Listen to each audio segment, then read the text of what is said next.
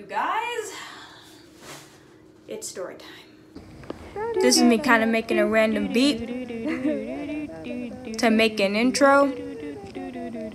Yeah, it's story time. And today's theme is gonna be what? Right, going to the movies. Now, relating to this theme, I have had many weird stories going to the movies. I've heard weirder, but I don't know if this counts in any other countries, because I watch like those audience reaction things, mainly for Marvel movies, because people get hype, and I understand it, because I am a Marvel fan, I am a DC fan, I like comic book movies, but people get hype like they just won the freaking NBA championship. Heck, I don't even think people even get that hype when they win the NBA championship. Okay, here in where I live, they had a whole freaking parade, but you get the idea. You get the idea. And I see audience people just losing their absolute minds at like the smallest references. And you know what? I thought it would be that way when I went to go watch Spider-Man No Way Home. And it wasn't. It wasn't like that at all. Like, just imagine. You all remember the iconic scene where portal opens up, Andrew Garfield Spider-Man walks through. Just imagine that, with just a couple little like. But I'm guessing you want to hear more from when I saw comic book movies in theaters. Boom, I got one from just a couple months ago when I went to go see the best one of this year. Probably one of the best ones of all time. Yes, argue with your mom. It's Spider-Man Across the Spider-Verse. So the entire well, not the entire movie. You know this part where the Spot first shows up, he first introduces himself, he's all goofy and stuff. I watched this breakdown the other day of just his character progression. I'm like, dang, this is deep stuff. Anyways, this kid behind me must have just been entranced the minute the Spot came up, and was like, it was like tunnel vision, like that was like his only focus. Miles didn't matter, Gwen didn't matter, Miguel didn't matter. I only care about the Spot. So every other scene where the Spot isn't there, he'd just be the whole time like, where's the Spot? Where's the Spot? Mom, where's the Spot? And I'm thinking to myself like, homie, listen, he may be the main villain, but he ain't the main character. You gotta calm down. But to an extent, I kinda get it. He's a cool character. But man, that kid was really obsessed with the Spot. I really hope that he got some of those like figurines that I've seen online. I kinda want one too. But now every time I look at the Spot, I think of that child. I don't even know what he looks like. I didn't even get a glimpse of this child. All I heard was his voice in my ear the entire time while I'm trying to watch the movie. It didn't destroy the experience, but man. Jason Schwartzman, congratulations, you just found your biggest fan. Now let's run it back.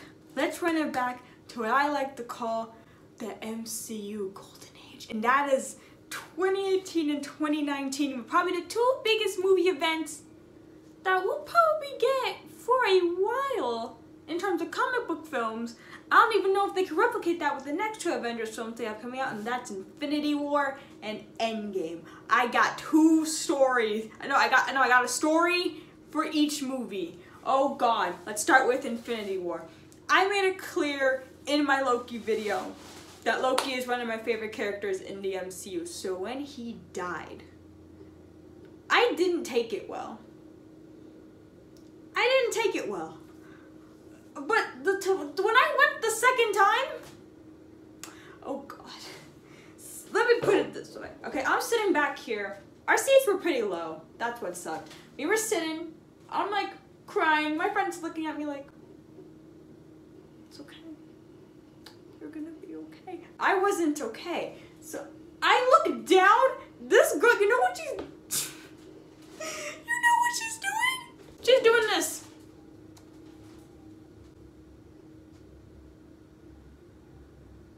Zooming in. I'm not even kidding. Now for Endgame. another movie that could have probably sent me straight to a therapist office. After Tony Stark dies, I was distraught. I was crying. My poor dad, he had to just be like, there, child, you'll be okay. The woman next to me, not so much. The whole time, the whole funeral scene, just pretend I'm over here. She's doing this.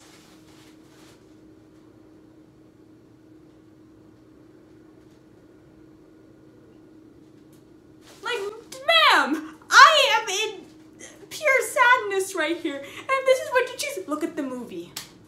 Look at the movie. That's what you came here to do. You came here to look at the movie. Let's look at me crying my eyes out over fiction. That's not what you came here to do. But you now came to watch me. Here, that's a different story. Now, I find these two occurrences very funny because there's only a week gap in between these two occurrences. And that's like a week I don't go, and then another week. And that was back in March of this year when I went to go watch Scream 6, the best Scream sequel. And then John Wick Chapter 4, the best John Wick movie. Yeah, best movie. Not even best sequel, best movie. Okay, let's start with Scream 6. I'm sitting, I'm waiting to watch Peak, and then I see children coming up the stairs. I say children, I'm 19. I still don't know if I guess I still qualify as a teen, not really fully an adult. I mean, I can drive, but still. So I'm just gonna take into guess that they're probably in high school. 14, maybe? I was 14. I'm trying to do the math in my head and it's not working out. Basically, they're kids, right? And you know how I knew I was in for the theatrical experience of my entire life? One guy was sitting in the lower part. He's just loud. He says it loud too. He's like, you know, I've never watched a horror movie before.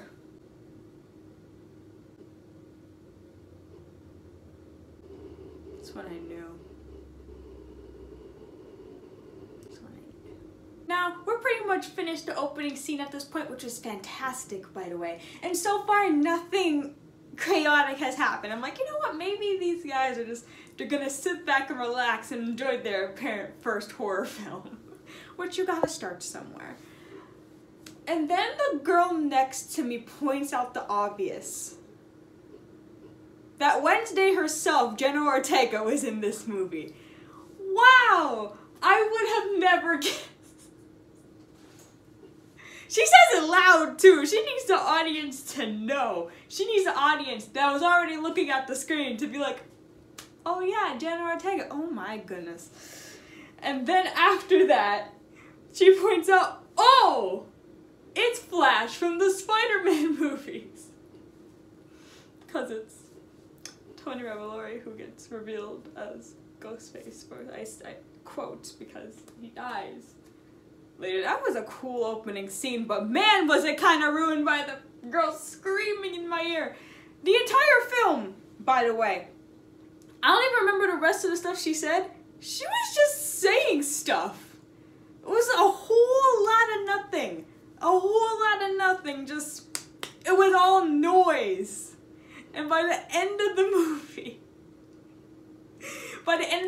I hear her and her friends go, oh, that sucked.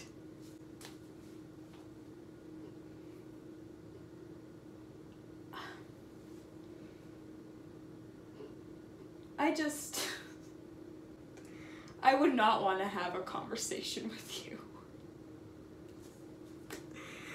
It's like, I always say that loud. People sound like they swallowed those megaphone thingies. That's what she was like. And I know a lot of loud people. Like, there's loud and then there's obnoxious. Yeah, there's loud and then there's obnoxious. And that's what they were.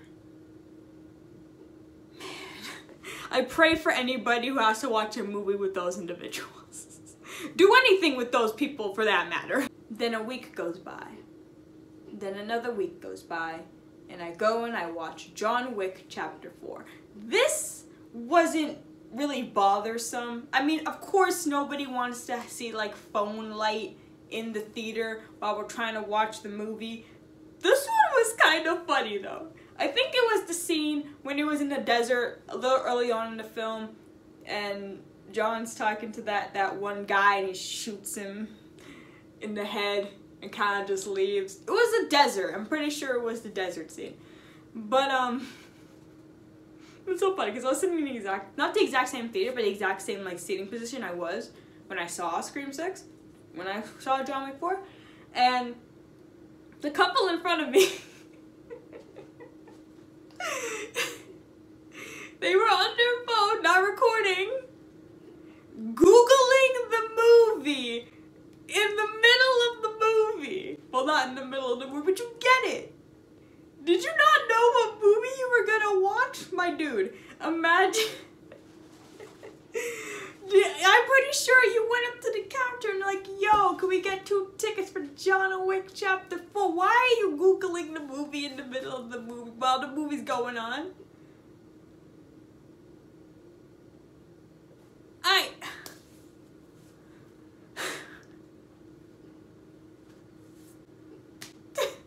It's just funny. What confused them? Who in the cast did they not like? Did they not recognize somebody? Were they confused? There's no way you didn't know what you were signing up for. Who does that? It's just funny because I see them scrolling. They are scrolling, and I'm thinking to myself, what? Someone must have blindfolded them, bought their tickets for them, and shoved them into the theater and went, hey, this is your movie now. Now, I'm pretty sure I have more stories, but that's probably going to have to be saved for a part 2, and I'm probably going to have to leave the house a lot more. I got to go. I got to seek out these strange individuals. That's the plan. That is the plan, to go out and seek weird people. In the theater, mostly. I think anywhere else would be even more strange. Moral of the stories? Don't Google a movie in the theater while you're about to watch it. I don't know. Common sense? Maybe. Maybe. No silly beat. Story time's over. Bye now.